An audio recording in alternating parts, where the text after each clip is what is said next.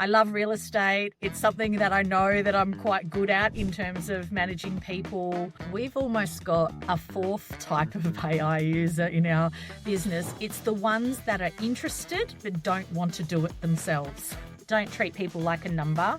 They are working for your business because they want to succeed, and they also want to succeed for you as a business owner too. A lot of the things that can keep employees happy cost you no money at all.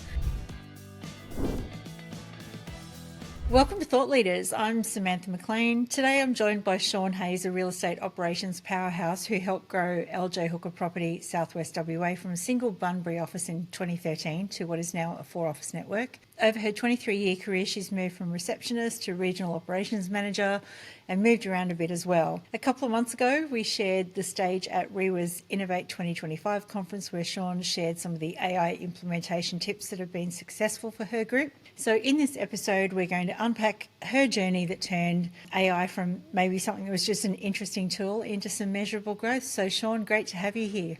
Thank you for having me. I want to get into the AI stuff, obviously, but let's get a bit of background on you first. Take me back to when you were like 17 starting as a trainee, and then you made a bold move to Darwin, I read somewhere, before coming back home. So walk me through that journey about how you got into real estate. So I applied for a traineeship, actually. I think I'd seen it advertised, applied for a traineeship, and it was really great back then. You used to do a 4-day working week and you'd go off to the apprentice and traineeship company and do a day there where you'd actually learn how to be an administrator. So a lot of it's shortcutted these days with people doing so many things either online or by correspondence. And I actually don't feel like people get as much good training as what I did back then because it was really hands-on and one-on-one with a trainer. So, yeah, I really sort of learnt from the ground up. And, then just slowly, probably once every 6 months, I'd move up a little bit in my roles and positions throughout the company. I'd be offered different marketing roles and then personal assistant jobs. And then finally became the office manager for the initial company I was working for that I started as a trainee. And I stayed there for about 5.5 years. So, and that was a great company to work for. But yeah, the travel bug kind of hit me and we decided to do a bit of a trip around Australia. And from there ended up in Darwin and working for a great development sort of company, a property developer. So it was a little bit of a different kettle of fish, but I was still able to do real estate and sort of use my knowledge from Western Australia up there.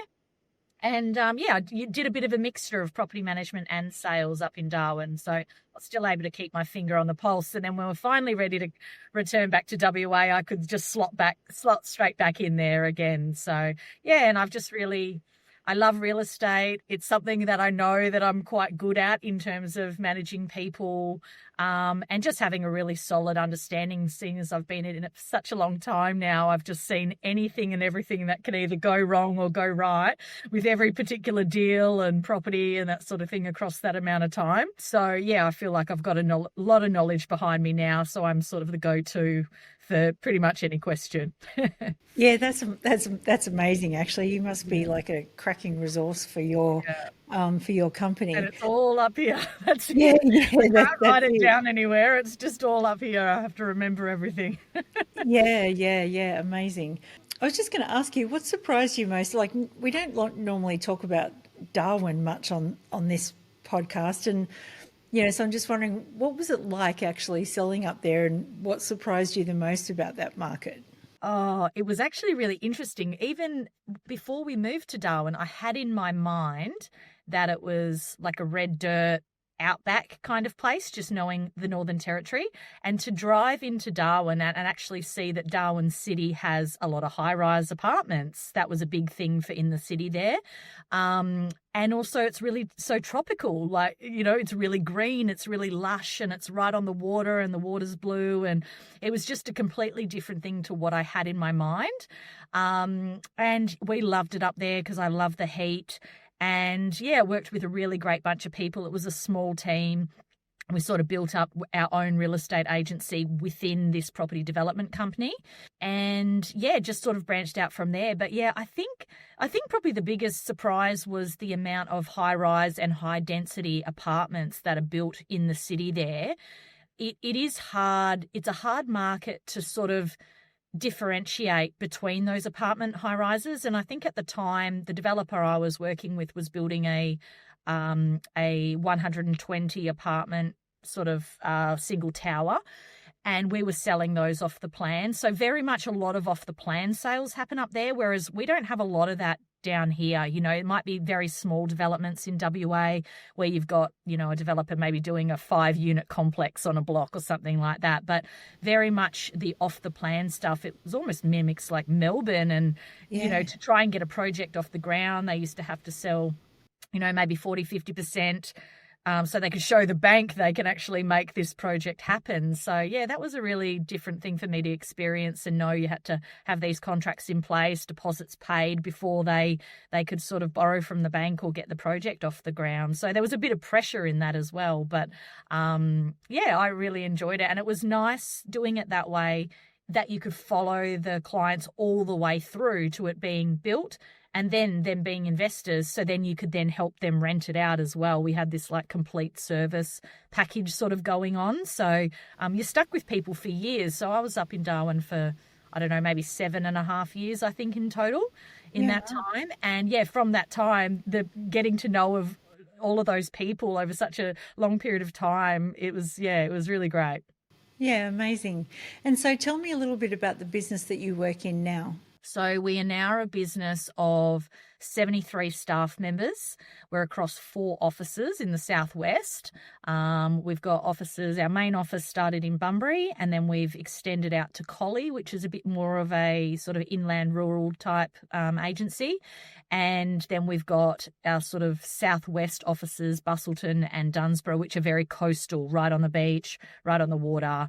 A lot of sort of beachy vibes, beachy properties. But yeah, prices really getting up there in those areas. So it's been nice to extend into those areas and sort of see the different versions, because each of our offices, even just taking on additional offices, everybody works just that little bit differently. It's really hard to get everyone on the same page and working the same way, especially when you take over different real estate companies and they're used to doing things a certain way. It's got to be a little bit softly as you introduce them to your ways of operating.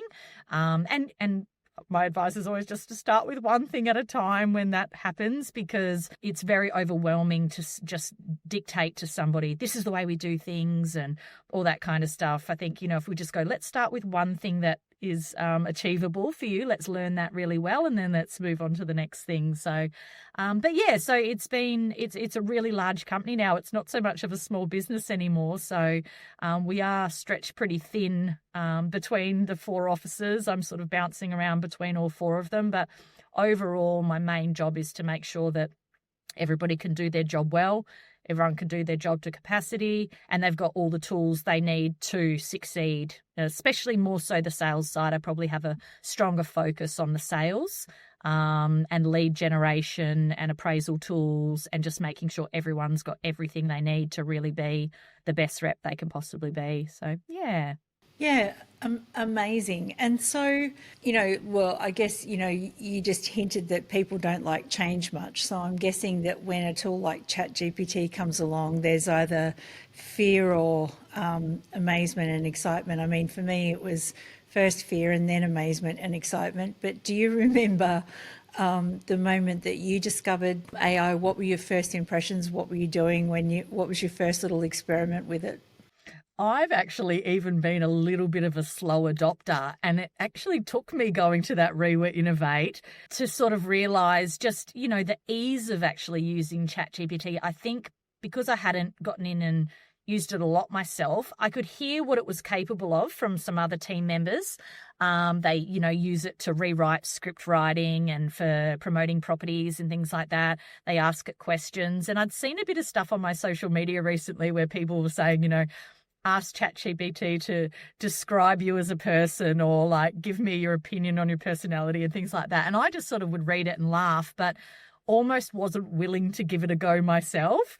And then it took going to that Rewa Innovate recently, and I was like, I'm just going to try it a bit more, you know. And I was recently studying too, and I used it to help me not in the way of answering the questions, because I'm a bit of a control freak in that way. Like I just could never bring myself to not cheat in a way, but, like use that to find my answers. I found my answers first, but then what I was doing was using it to ensure that there was a few questions I wasn't 100% sure if I was actually on the right track.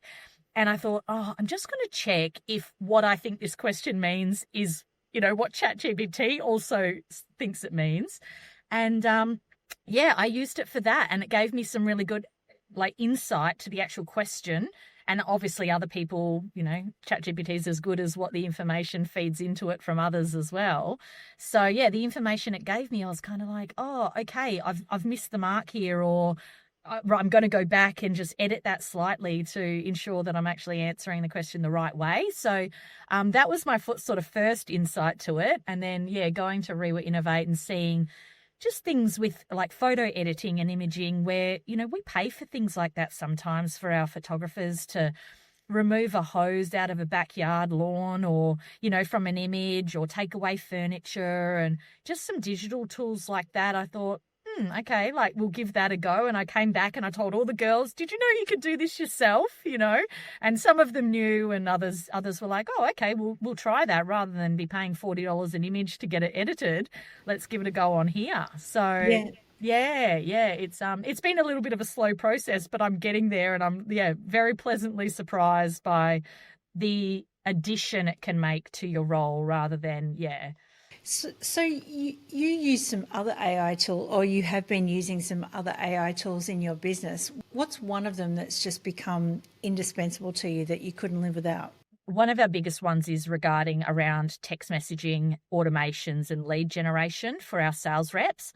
So it's like that communication piece. You couldn't possibly in a day as a sales rep contact the amount of people that it's possible to do with the automated SMSing and emailing, even if you want to, and things like that. We use AI tool Rita through Get Air, and that is an SMS, sort of more so SMS platform, and that will just touch base with actual quality people. It will feed through your data more than what you could possibly do yourself to identify lead opportunities that you might have not seen coming, but they can see in the back end that, these people are quite active online, or they're looking on realestate.com, or they've held their property now for 7 years. Let's look at these people and sort of see if they could possibly be making a move.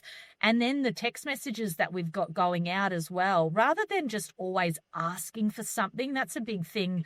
So try and say to our agents, don't go in there going, would you like a sales appraisal? I can come out.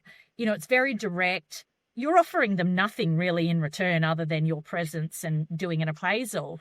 But whereas our text messages are more around information and value add. So we tell them, hey, John and Sandra, did you know that this property around the corner from you just sold for $1 million?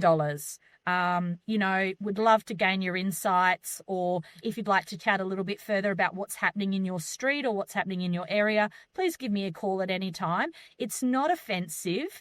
It's like providing them information that they're probably going to be interested in anyway, and then you're sort of leaving it in their court. Some of our text messaging is around if you are interested in receiving an update, we'd love to provide you with a up-to-date market report, or, we could potentially come out and do an appraisal, but it's a very soft intro and warm rather than always just take and asking for something from those clients. So yeah, I think that's one of our biggest successes, and something that we couldn't physically do ourselves is staying in as regular contact with our database and nurturing our database as much as what Rita allows us to do. So yeah.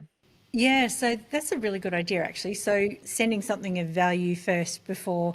Do people engage with the things of value, and how do you keep the conversation going? Yes, so that's what we sort of realised when we had multiple campaigns going out. Some were around a spring campaign where people could go in the chance to win $25,000 if they got an appraisal during these spring months. We had that going out as an SMS campaign. We then had the more information piece around just solds, just listed, did you know? And the AI picks up properties that are actually relevant because they can see what they own. And so they only select properties that are close in proximity to that house. So it is actually value information. There's no point telling them something that's 15 minutes out of town. It's not relevant to their property. And then we also had ones more directed at buyers. Can we help you? Have you managed to find anything yet? Would you like to update your details with us? But yeah, what we found with all of those different ones we've tried so far is the information piece one where we're giving them some valuable information about what's happening in their area. The responses are so much more whereas the other ones, when you're just flat out offering them an appraisal, if they don't want an appraisal, they won't write back. Whereas when you're giving them information and saying, this just sold, are you interested? Or sometimes even with the just solds, if the sale price information isn't available yet, it'll say, we've just seen this is sold. We're not 100% sure how much it's sold for yet. Would you like me to keep you updated when this information comes to hand? And so they are so many responses. They just write back, yeah, how much? Or, oh, interesting. That only just went online. They'll just talk as if it was directed just to them. And yeah, the response rate on those SMSs we've just seen skyrocket compared to anything else where you're just putting something out there and expecting them to either take you up on an offer or not. They don't feel like they're taking you up on anything. There's no catch. They don't have to have an appraisal. It's just, did you know this? Yes or no? They're like, oh, great. Yeah, cool. Thanks for letting me know. Or, oh, let me know when the one down the street sells. So it's kind of like that initial engagement. You've kind of caught their interest. They still might not be ready for 3 or 6 months or even longer, but it's shown they're interested in what's happening in their area. So it might be an early sort of, like a softer lead, but it's someone that you then go, right, we need to nurture these people. Let's add some notes. Let's put some more details in. Let's schedule some follow-ups.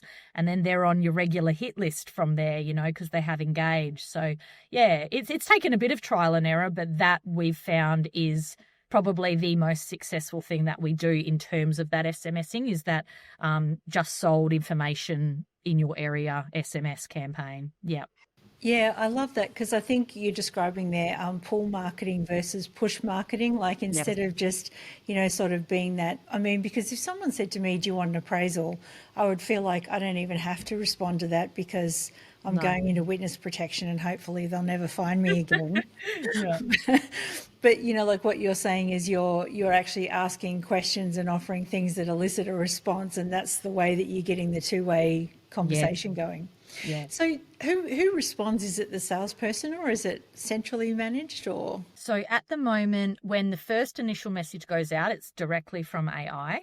When a response is received, if it is a response that the AI can identify, they've got sort of if it's a yes positive, there's a series of conversations they can have around trying to drill down on what they actually want or how much help they need. And then if it's a no, then it's, thank you so much. Please know that Anthony is available for you at any time if you've got any questions. And they just softly leave it like that, still pop the rep back in front of them, like we're here for anything you need, get in contact in the future, all the best, But if it's a yes, there's a little bit more of if they say, oh, yeah, I am interested. And they'll say, great, is there a best time for Anthony to give you a call? And they'll say, oh, yeah, Tuesday at 3:00.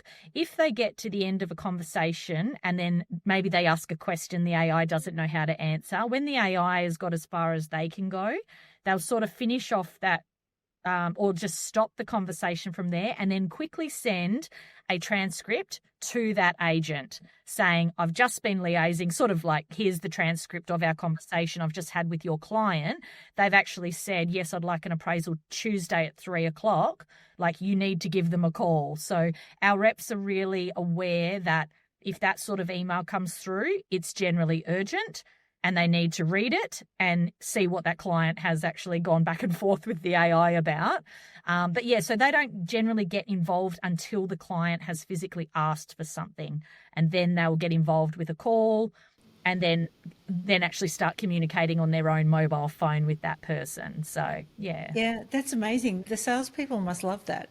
Well, sometimes it's handing them ready-made people, like, and they don't even know this person's thinking of being interested at this point. The AI's done it all, and then they've just sent through the transcript saying, oh, actually they have said they would like a market report emailed through. So then the rep can get to work on doing a market report for them, send it through. Again, I tell them, harp on to them about everything, record everything you're doing in your CRM, or try, and with our CRM we use Rex. They have a Pocket app for Rex. So I'm trying to get them in the habit of make your calls through that app.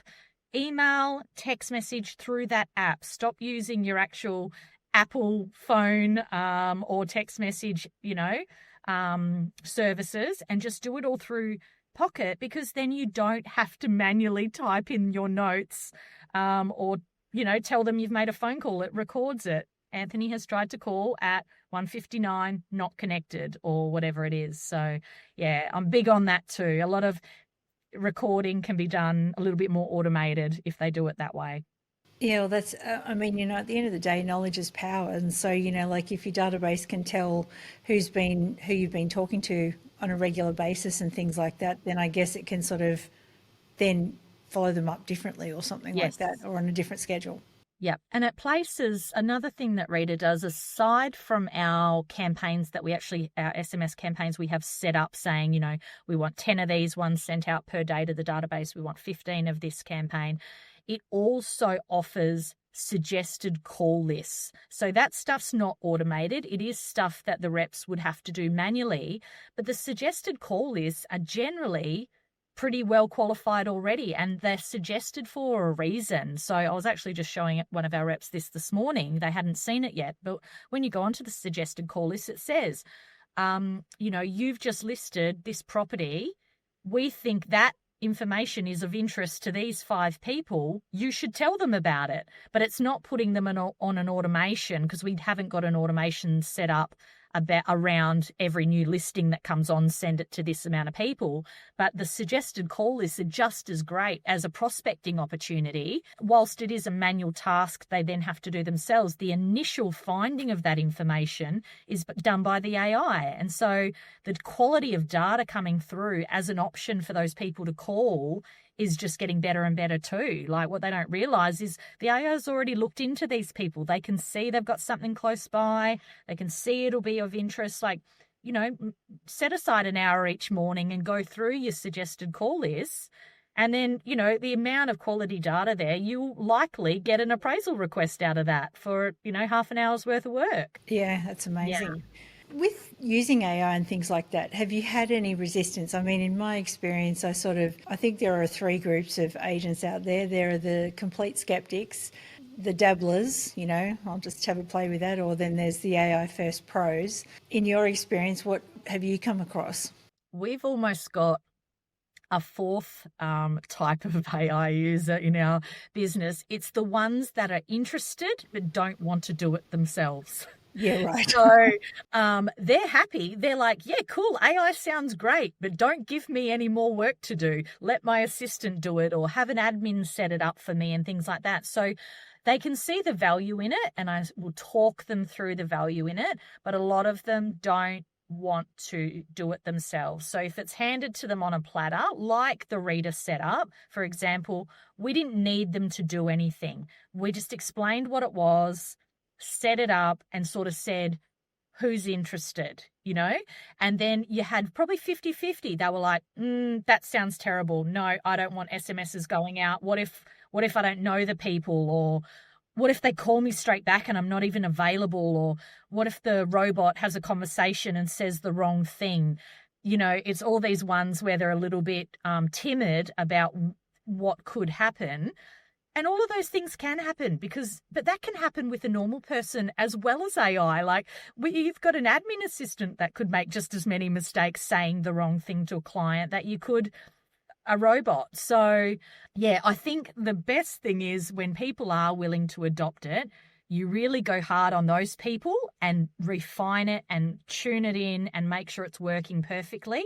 The minute those other people that were a bit cautious about it see it working well, yes, they're late adopters, but they eventually get to the party eventually, but everyone's not always quite on the same level straight away.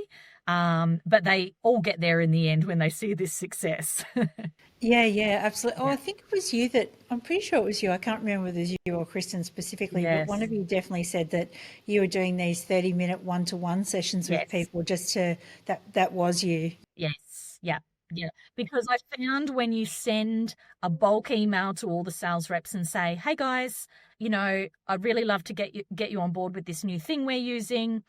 It's a new platform. It's going to help us with our leads coming in, blah, blah, blah." They sort of skim over the email. They think, "Oh, I don't want to get on a Zoom call with you. Like, what's in it for me," or all that kind of stuff. They don't seem to love it in a group setting as much. Whereas if I target them and pin them down, because that's what some of our sales reps need. They are busy, and you've got to keep that in mind. Like, whilst they could probably see the benefit to these things, they're all time poor. And so they think, "Oh, I don't have time to set that up," or "I don't want to do that."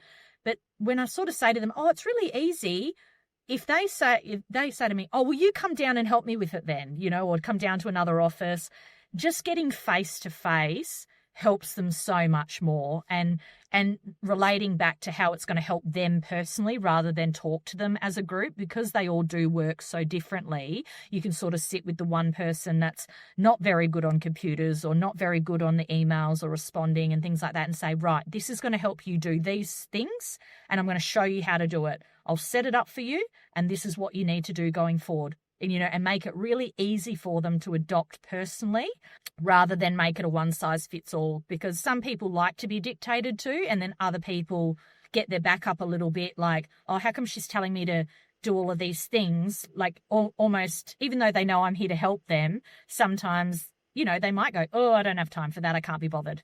But the minute they see it working for someone else, they get the jealousy going on, and they're like, "How can I be involved in that?" But yeah, so yeah, I think that's been the easiest way for us to adopt things, is to sit one-on-one with people and say, "Let me show you how it can help you personally." And then they let me, because they're all private too, like real estate agents are a little bit private, and they're a little bit guarded with their results and their clients and all that kind of stuff. So I think, again, it's a little bit scary to talk in a group setting. They might not want to put their hand up and say to me, "Oh, what does that mean for my client here?" Or, "What would it say in this regard?" Because they might think, "Oh, that might be a question that's going to give away someone I'm dealing with," or whatever. Whereas if you can talk to them privately, you get a lot more out of them. That's been our experience anyway. Yeah, interesting. So, like it sort of feels like it takes longer on the training side of things, but then less time in getting them to be users and on board and all that sort of stuff. Yes. Yeah. I think if we didn't spend that one-on-one time with them, we'd have a lot more people just putting their head in the sand and not participating at all. Whereas it's in the company's best interest to have as many people on board as possible. It's only going to benefit them personally as well as the business, in terms of number of transactions, number of sales, all that kind of stuff, and getting front of mind with as many people as possible. You can't do that if only half your people are willing to give it a go. So Yeah. Have you been able to quantify in any way the benefits of using AI within your business? Like, it's probably something we do a lot of recording. We're not as good at the looking back on the information. So the information is probably there that I could access and maybe have someone look over it and go, "Hey, between here and here, your appraisal requests have gone up 100% or 50% over a 12-month period." We've got all of that data there, but it's just we don't have anyone actually overseeing it and looking at it and reviewing that data. So it is hard to know, but I think appraisal requests are definitely on the increase, because we are doing a lot of different things. So it is hard to kind of work out exactly where it's coming from, but I think it feels, it's all helping. Yeah, it does feel Yeah. like there's more coming through. Our sales reps might not think it seems like it, only because now we've got so many of them. By the time it comes around to them getting a lead again, there's so many more to share the leads between now. But yeah, certainly for me, because I allocate all the leads, that's something I definitely have noticed. Yeah. Yeah, interesting. And so, given that you've had success with this, is there anything else out there, like, because I know that some offices are just being bombarded with prop tech left, right, and centre at the moment. What do you reckon is next on the agenda? Well, we've also started to get into with a company GoList, which Renace was one of the ones we spoke with on stage, Yep. and that's more around like helping someone like myself with lead allocation rather than it's not a lead generation tool. It's basically a lead allocation tool because what I was finding manually doing that lead allocation was taking me hours. I'd have this many leads come in from social media ads we're doing and from our own website, and I'd have to go through and check if they're dealing with someone already and see if there's somebody's client that I have to give them back to or whose turn is it for an appraisal now. That sort of thing was taking me hours of cross-referencing, and I could see how much of my time it was wasting, but I was really bogged down on the task itself that I sort of couldn't see outside, like what could help me make it more streamlined. And luckily, my boss is pretty up to speed with all prop tech staff. And he said, I want you to talk to these guys. They're going to help you. They reckon they can help you with lead allocation and things like that. And it's, again, using AI. You set up rules initially going, right, if an appraisal comes in for this suburb, these are the 3 people that, work that suburb or that is their zone or their area. This is who I want you to suggest to me as a backup. But the first thing I want the AI to check is, A, are they in our CRM and who owns the contact in our CRM? Should we give it back to them? Let's look at the notes and kind of put a bit of a summary together for me, which is what I was doing manually myself. So now I've got the AI going, right, here's the appraisal request. All the details are for me on one screen, whereas I was jumping between screens, was saying the property is owned by this person, the contact is owned by this other person, the last known contact was an appraisal completed by this person, and the next person in line for an appraisal in Australind area is this rep. So it gives me a few suggestions so I can quickly read that summary now, scan it, go, done, allocate to him. And I have just found, and it was, again, it's that thing where I was going, oh, this isn't working to start with, but it's all in the information you're providing it. It's all in the trial and error to now get to the point where it is making the right suggestions. Initially, I was going, oh, it's suggesting the wrong people, it's not working or whatever. But it's just taken all of these little tweaks and a bit of patience to now get to the point where they've asked me just recently, how are you finding it? Is it helping you? I'm like, I can allocate these in 10 minutes and I've allocated 20 leads out to our reps, and then I don't have to look at it again for the whole day. So that's something that's really helped me lately, and something new that we looked into doing. But yeah, I'm not sure, like in terms of what's next. There's always something in my boss Brent's vision or pipeline, and then he just hands it to us to make it happen. So I wouldn't be surprised if he sort of comes back from his next holiday with all these ideas and then, tells me to look into it.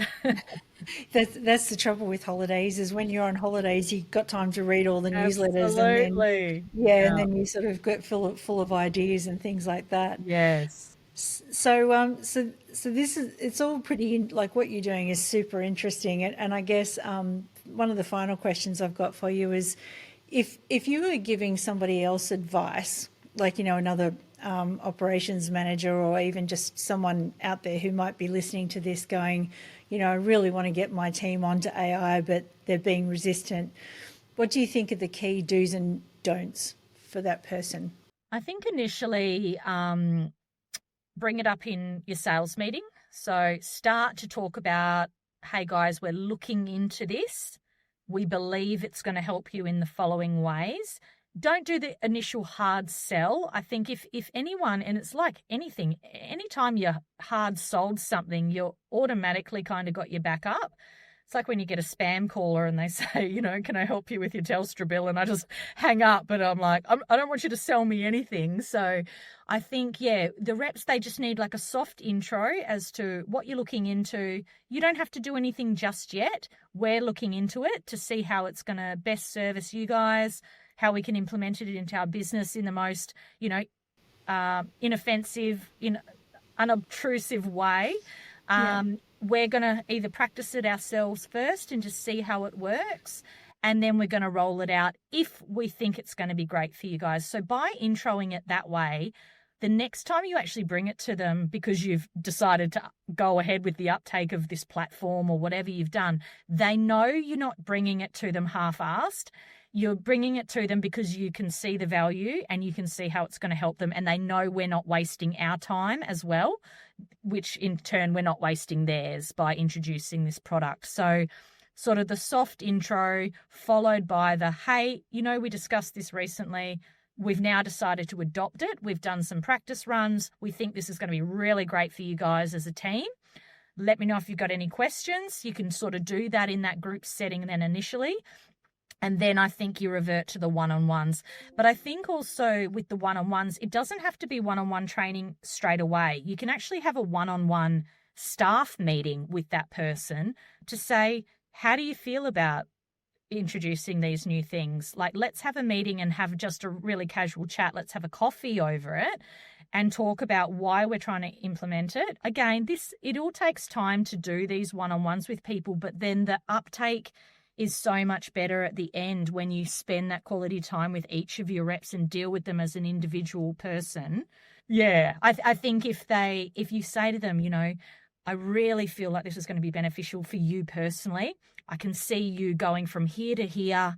This is how I see it helping you. What do you think? Like, do you think you're going to have time to, have me talk you through this? And if they're a little bit nervous, you can address any reservations they might have by just having a conversation rather than coming straight in guns blazing going, we've adopted this. Let's set up a training session for half an hour. I'm going to show you how it works. You all have to get on board. You're doing that like soft kind of, how do you feel about it? Do you see it working? If they kind of go, I don't see that working for me, they can go last. You've got all these other people that are going, that sounds amazing. Like, I'd love to be first to try this.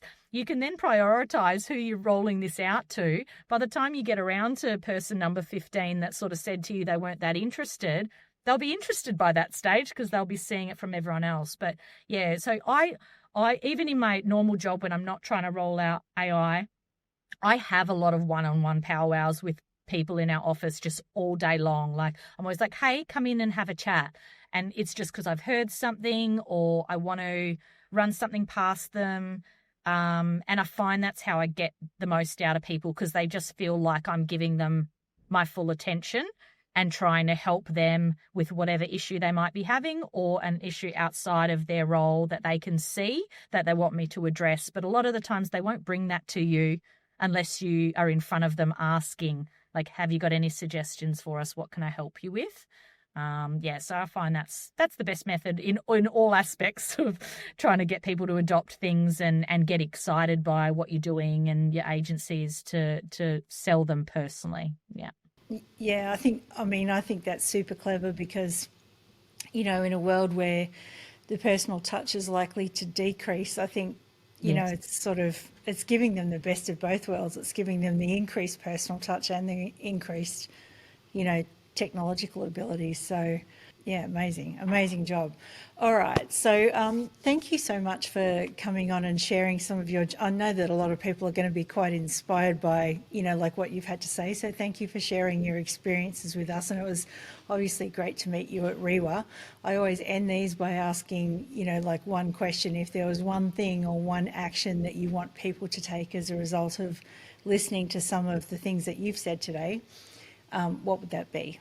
I think just really engage with your employees. If you're a business owner, don't treat people like a number. They are working for your business because they want to succeed and they also want to succeed for you as a business owner too. So anything you can provide them or that personal one-on-one time, people just really value that. If they see you as this far away boss that's not so engaged or a leader or manager that's not checking in on them, they're less likely to want to do well as well for you because they're seeing that they're not being valued and they're not being really seen or appreciated. And that's why I think, those one-on-one check-ins where you can sort of gauge where people are at, what they're feeling and that sort of thing. I think it's important to, keep your finger on the pulse, so to speak, with everybody individually in some capacity. And whether that's the boss or whether that's the person under them or managers and things like that, somebody's got to be checking in with these people, rather than, I think a lot of bosses become a little bit complacent with their both sales reps and property management team members. They just think, oh, they know their job. Just get on and do your job and everyone will be happy. But just personalizing it a little bit more, giving somebody a pat on the back, compliments cost nothing. They're free, And so if you sort of boost people up by saying, you are doing such a good job, I've really noticed this and this, you've then almost bought people's loyalty for a further 6-12 months just from that personal check-in, where they can see, oh, what I'm doing is actually making a difference, or, I can see I'm changing the bottom dollar of the business outcomes and things like that. And people are seeing what I'm doing and I feel valued. I think, a lot of the things that can keep employees happy is cost you no money at all. They're not asking for bonuses. They're not asking for pay rises every 5 seconds. Like, the minute you're showing actual value and support and the ability to just have a 10-minute conversation with your team members, you do that. They're happy for another 6 months. They're going, great, I'm being seen. So that would be my biggest piece of advice, is don't let the personal side of your relationships with your team members lax just because you think they're doing so well. I can see the numbers. They're doing great. They must be feeling great.